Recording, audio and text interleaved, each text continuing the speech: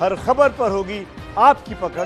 Download कीजिए ABP live app. UP के औरैया में गांव लौट रहे मजदूरों के साथ भीषण हादसा हुआ। एक चाय की दुकान पर खड़े मजदूरों पर एक ट्रॉलर पलटने से 23 मजदूरों की मौत हो गई है। हादसे में 35 मजदूर घायल हैं। हादसा शहर कोतवाली क्षेत्र के नेशनल हाईवे 2 पर हुआ है।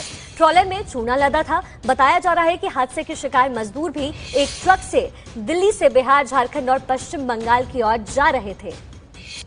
औरैया से बेहद दर्दनाक खबर सामने आई है। 23 लोगों की जान चली गई है। यूपी के मुख्यमंत्री सीएम योगी आदित्यनाथ ने इस पर बयान भी दिया था। कल उन्होंने इस बात का निर्देश दिया था कि अगर किसी भी मजदूर का पलायन किसी ट्रक या किसी भी सवारी से होता है तो उस पर कार्रवाई की जाएगी। लेकिन बावजूद इसके औरैया में इतना बड़ा हादसा हो गया।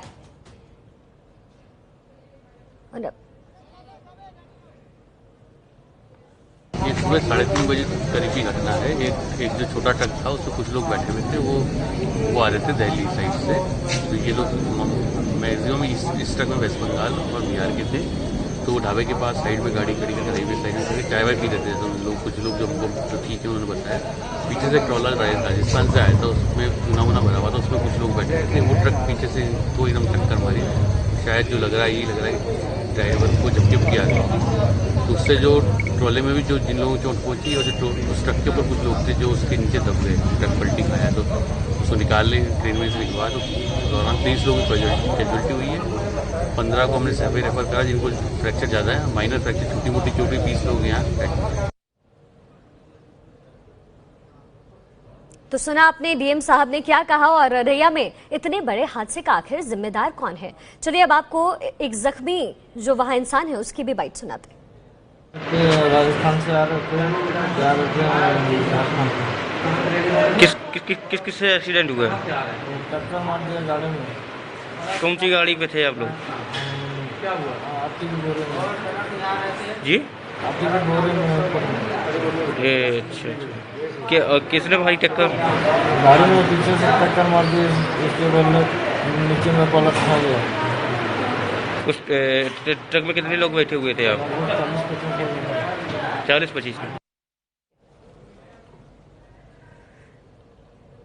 तो देखिए औरैया में इतना बड़ा हादसा हो गया, लेकिन इसकी जिम्मेदारी आखिर कौन लेगा। डीएम साहब की आपने बातें सुनी और उनका कहना था कि अब इस पर आधिकारिक जांच भी होगी। लेकिन ट्रॉलर में चूना लदा था। बावजूद इसके कि इतनी बड़ी आधिकारिक घोषणा के बाद भी इतना बड़ा हादसा होना वाकई हैरान करने वाला है।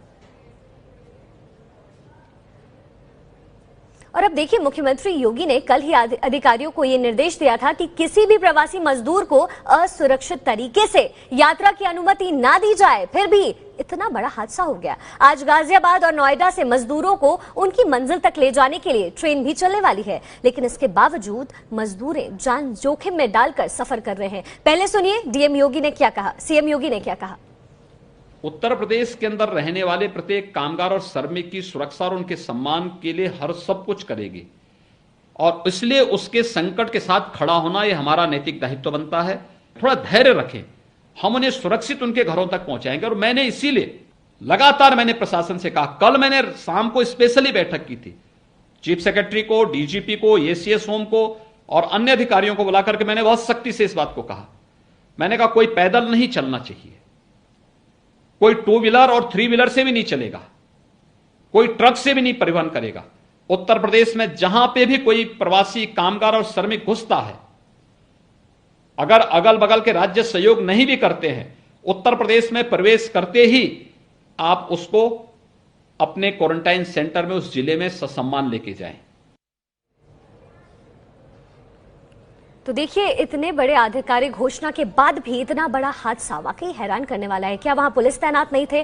क्या कोई सुरक्षा बल वहां मौजूद नहीं थे कि इतना बड़ा हादसा हो गया? आखिर मजदूरों का पलायन हुआ कैसे? देखिए यूपी के औरैया में गांव लौट रहे मजदूरों के साथ इतना बड़ा भीषण हादसा हुआ है। आप तस्वीरों में देख सकते हैं, एम्बुलेंसेस खड़ी है और एक आपको बता दें कि एक चाय की दुकान पर खड़े कुछ मजदूर थे, उन पर एक ट्रॉलर पलटने से 23 लोगों की मौत हो गई। हादसा में 35 मजदूर अब घायल भी हैं। ये ताजा अपडेट है आपके लिए। और हादसा शहर कोतवाली क्षेत्र के नेशनल हाईवे 2 पर हुआ है। ट्रॉलर में चूना लदा हुआ था और बताया जा रहा है कि हादसे के शिकार मजदूर भी एक ट्रक से दिल्ली से बिहार, झारखंड और पश्चिम बंगाल की ओर रवाना हुए थे। ये मजदूरों का पलायन है जो रुकने का नाम नहीं ले रहा है। लेकिन प्रशासन, आखिर प्रशासन की आंखें क्यों नहीं खुल रही है?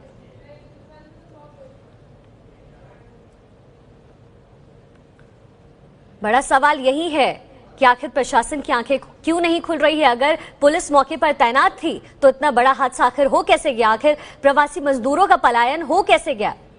सीएम योगी आदित्यनाथ ने कल ही आधिकारिक फैसला किया है कि अगर किसी भी मजदूर को एक ट्रक से लेकर दूसरे ट्रक तक पहुंचाया जा रहा है, अगर दूसरे अपने प्रदेश तक पहुंचाया जा रहा है तो उन पर कार्रवाई होगी, क्योंकि वहां ट्रेनों की शुरुआत भी अब हो चुकी है। लेकिन बावजूद उसके इतना बड़ा हादसा वाकई हैरान करने वाला है। आपको बता दें कि ये जो मजदूर थे वो दिल्ली से बिहार, झारखंड और पश्चिम बंगाल की ओर जा रहे थे।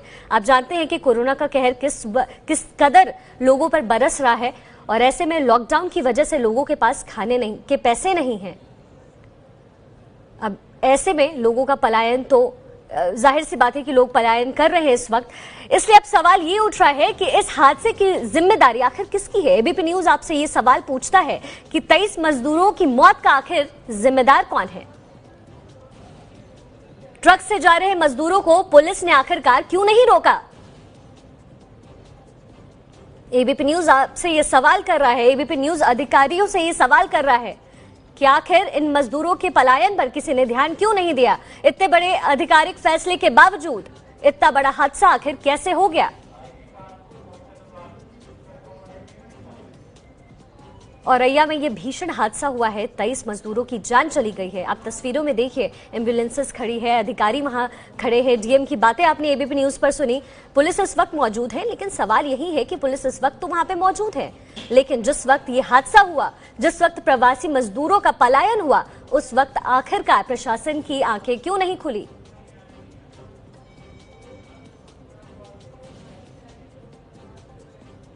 और इस वक्त हमारे साथ कानपुर के आईजी मोहित अग्रवाल हमारे साथ फोन लाइन पर हैं। मोहित जी, इतना बड़ा हादसा हो गया? नहीं, बिल्कुल ये बहुत ही दर्दनाक और बहुत ही बड़ा हादसा मैं अपने कैरियर का कहूंगा, जिसमें 24 लोगों की इसमें अब तक मृत्यु हो चुकी है और 14 लोग हमारे मेडिकल कॉलेज सैफई में उनका इलाज चल रहा है जो गंभीर रूप से घायल हैं, और जो मामूली रूप से घायल हैं ऐसे 22 लोगों का इलाज स्थानीय जिला अस्पताल में कराया जा रहा है।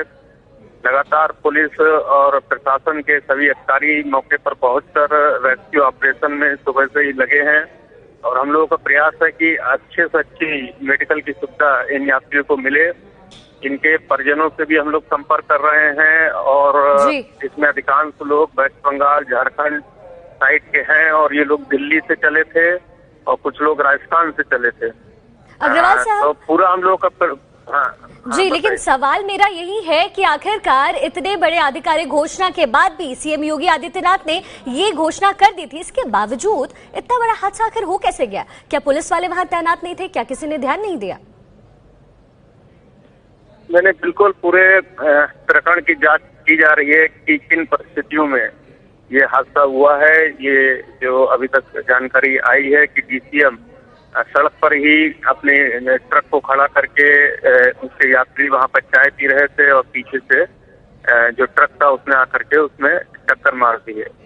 तो इसका लगातार हम लोग देख रहे हैं ये ट्रक कहाँ से चला था। अभी जो जानकारी मिल रही है राजस्थान से चला था और जो डीसीएम है वो दिल्ली से चली थी। तो लगातार हम लोग इस पर नजर बनाए हुए हैं और इसमें जांच भी आदेशित कर दी गई है और इसकी जिम्मेदारी भी तय की जाएगी। जी मोहित जी, अब मेरा सवाल आपसे एक और ये है, और आपको मैं बता दूं कि इस वक्त सीएम योगी आदित्यनाथ ने इस हादसे को लेकर के रिपोर्ट भी मांगी है, जो है आईजी कानपुर से रिपोर्ट तलब की गई है।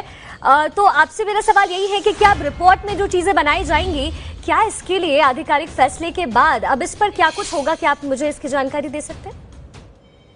देखिए, हम लोग हर पहलू की इसमें जांच करेंगे कि किन कारणों से ये हादसा हुआ है और अपनी इसमें रिकमेंडेशंस भी सरकार को देंगे और यदि इसमें किसी की लापरवाही पाई जाएगी उसको भी रिपोर्ट में सम्मिलित करेंगे और तो पूरी गंभीरता से इसको दिया जा रहा है और हम अपनी रिपोर्ट आज ही सरकार को देंगे।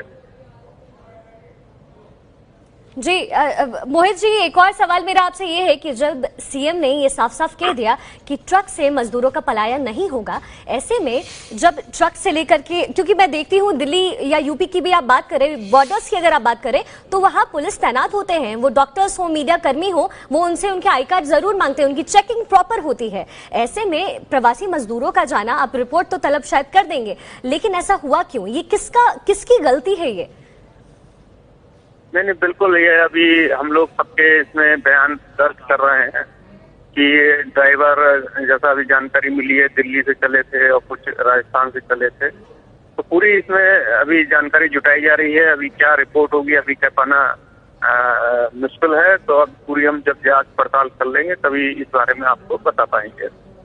जी, और मैं आपसे ये भी जानना चाहूंगी मोहित जी कि वहां इस वक्त और कंडीशन क्या है, क्योंकि जब इस खबर की शुरुआत हुई तो 21 मजदूरों की मौत की खबर आ रही थी, फिर 23 मजदूरों की मौत की खबर आई, तो फिलहाल वहां का जो सिचुएशन है वो कैसा है, क्या आप हमें बता सकते हैं?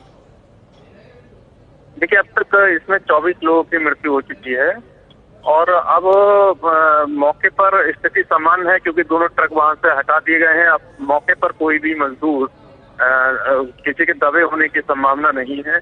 जो भी लोग हैं, 22 लोग जिला अस्पताल में हैं, जिनकी स्थिति ठीक है, आउट ऑफ डेंजर है। जो लोग गंभीर रूप से घायल हुए थे, ऐसे 14 लोग सैफई मेडिकल कॉलेज रेफर किए गए हैं, उनका वहां पर इलाज कराया जा रहा है। जी, तो मोहित जी, क्या इनके परिवारों से भी आपकी बातचीत हो चुकी है? अब इनको क्या घर पहुंचाया जाएगा? और जो लोग जख्मी हैं इस वक्त, उनको भर्ती करवाया जा चुका है? हाँ, जो लोग जख्मी हैं उनको भर्ती कराया जा चुका है। सभी लोग हॉस्पिटल पहुंच चुके हैं और जितने लोग बोलने की स्थिति में थे, उनका एड्रेस लेकर के, उनके घर वालों को टेलीफोन लेकर के उनके घर वालों से संपर्क किया गया, उनको इत्तला कर दी गई है इस एक्सीडेंट की, और हम लोग इन मजदूरों को या जो भी यात्री हैं इनको घर पहुंचाने के इंतजाम कर रहे हैं। जो भी लोग अभी तत्काल घर जाना चाहते हैं उनको बस के माध्यम से घर भेजा जाएगा। अग्रवाल साहब, लगातार जो जख्मी लोग हैं उनका भी आंकड़ा बढ़ता जा रहा है। मैंने आपको बताया कि इससे पहले 21 मजदूरों की मौत की खबर आई थी और अब आपने इस जानकारी दी है कि 24 मजदूरों की मौत हो गई है मौके पर। अब ऐसे में वाकई ये बड़ा सवाल है, लेकिन क्या आप जो मजदूर हैं उनके पलायन को कहीं ना कहीं जिम्मेदार मानते हैं? क्योंकि जिस तरीके से मजदूर रोड पर निकल चुके हैं, क्या आप ये मानते हैं कि ये उनकी गलती है?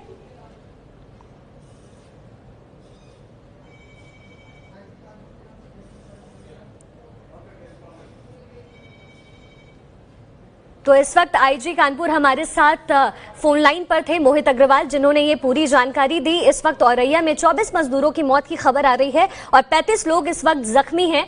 और आईजी ने कहा कि अभी जो है रिपोर्ट तलब वो करेंगे, क्योंकि सीएम योगी आदित्यनाथ ने रिपोर्ट मांगा है इस पूरे हादसे को लेकर। आईजी कानपुर को मौके पर जाने को कहा गया है। सीएम योगी आदित्यनाथ ने ये फरमान जारी किया है कि आईजी वहां पहुंचे और इस पूरी खबर की जानकारी ले। तो आईजी कानपुर के जो आईजी हैं वो मौके पर जाएंगे और इस पूरी घटना का जायजा लेंगे। देखिए, सीएम योगी आदित्यनाथ ने कल ही आधिकारिक ऐलान कर दिया था कि मजदूरों का पलायन ट्रक से नहीं होगा, क्योंकि ट्रेनें चलाई जा रही हैं लगातार। लेकिन बावजूद इसके इतना बड़ा हादसा होना वाकई हैरान करने वाला है। और कानपुर के आईजी से जब हमारी बातचीत हुई तो उन्होंने भी कहा कि रिपोर्ट जो है वो तलब वो करेंगे, साथ ही इसके लिए कौन जिम्मेदार है इस पर भी उनसे हमारी बातचीत हुई। और अब जो है कानपुर के आईजी मोहित अग्रवाल वहां पहुंचेंगे, मौके पर जाएंगे, वहां का जायजा लेंगे, क्योंकि देखिए लगातार जो है खबर बढ़ती जा रही है, लगातार मौत के आंकड़े बढ़ते जा रहे हैं, लगातार जख्मी लोगों के आंकड़े बढ़ते जा रहे हैं। ऐसे में हमारा सवाल यही है कि आखिरकार इसका जिम्मेदार कौन है, इसकी जिम्मेदारी कौन लेता है? क्या प्रशासन इसके लिए जिम्मेदार है? क्या दिल्ली सरकार इसके लिए जिम्मेदार है? क्या यूपी सरकार जिम्मेदार है?